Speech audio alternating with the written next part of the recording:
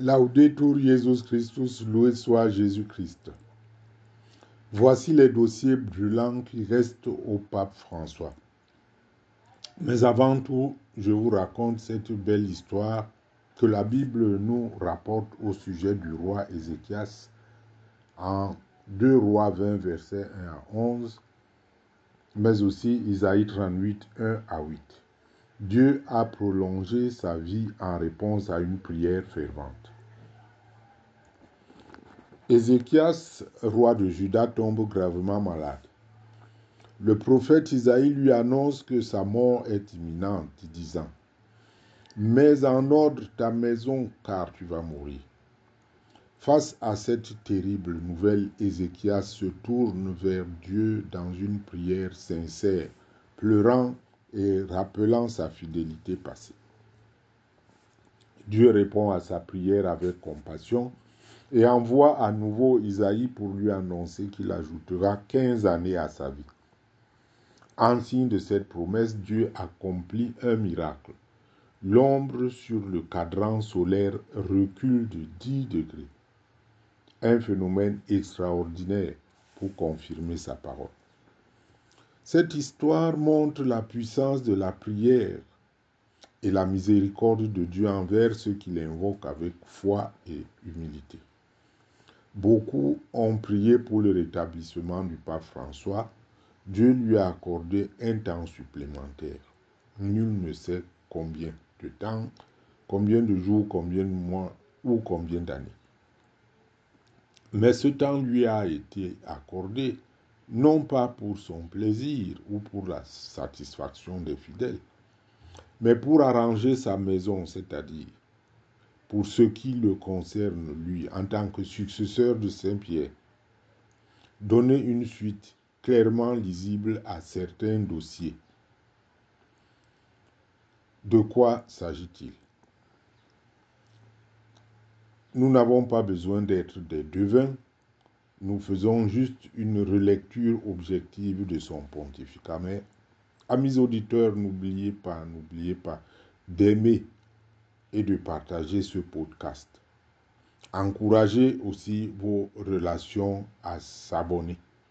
Nous ne sommes pas encore une communauté suffisamment consistante autour du projet Verbum Media.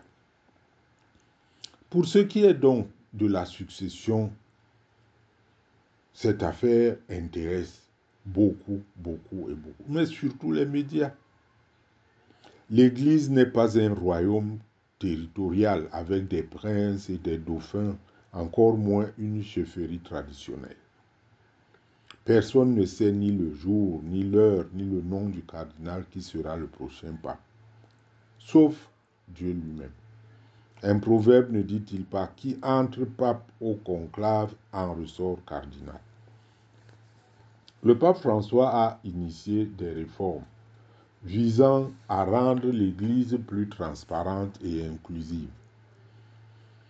Cela prend en compte la lutte contre les abus sexuels. Elle a énormément évolué, mais il reste vraiment des nœuds. Et tout le monde sait où se trouvent ces nœuds-là. Cela concerne aussi la gestion financière, la modernisation des structures ecclésiastiques, mais aussi des questions plus délicates sur lesquelles des débats furtifs ont porté. Et je pense à l'ordination des femmes et au mariage des prêtres. Ce sont là clairement des questions inscrites désormais dans le portefeuille des prochains papes. Mais pour le reste précité, au niveau où nous sommes, certains disent même que le pape a dépassé les attentes.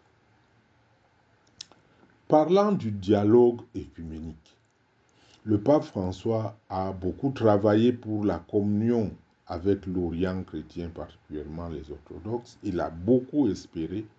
Il a même suggéré une date commune de Pâques et des évolutions importante au plan théologique sans grand succès. Difficile d'attendre un miracle actuellement. Avec les autres confessions et traditions religieuses, on pourrait dire pareil, difficile d'attendre mieux en ce moment. Sur le plan doctrinal,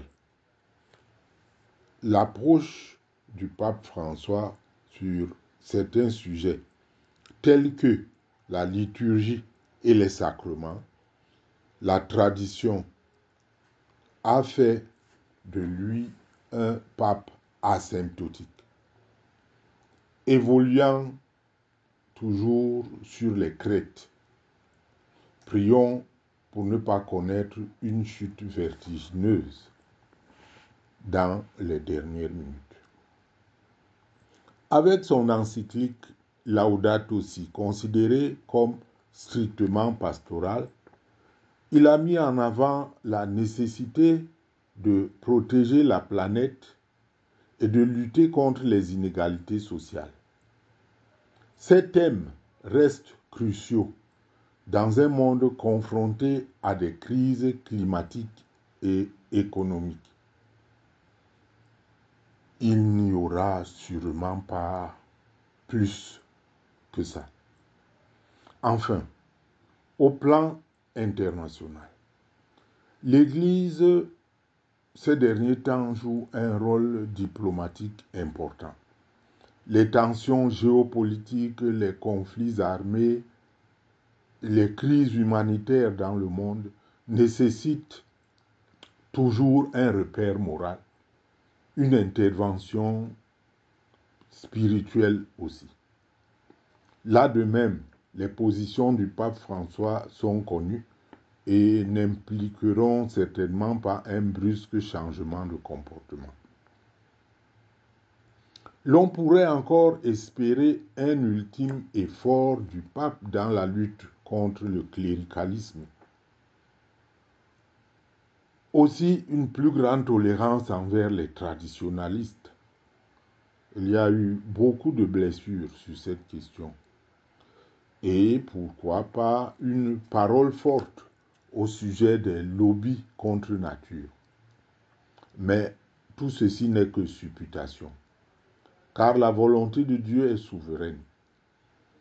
Nous connaissons cette prière que nous sommes appelés à faire tous pour demander à Dieu la grâce de la bonne mort. Les enjeux cités et d'autres encore reflètent la complexité du rôle du pape François après cette grave maladie et l'importance de ses décisions pour l'Église et pour le monde actuellement. Souhaitons-lui une bonne récupération. Loué soit Jésus-Christ.